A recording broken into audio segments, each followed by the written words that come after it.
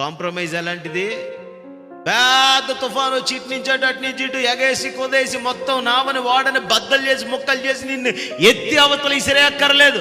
Compromise అనేది చిన్న రంధ్రం, నెమ్మదిగా బయట ఉన్న నీరంతటిని లోపలికి తీసుకొచ్చి అలజడి లేకుండా అలికిడి లేకుండా నట్టేట ముంచేస్తుంది కాంప్రమైజ్ అనేది. స్తోత్రం చెప్పుదామా?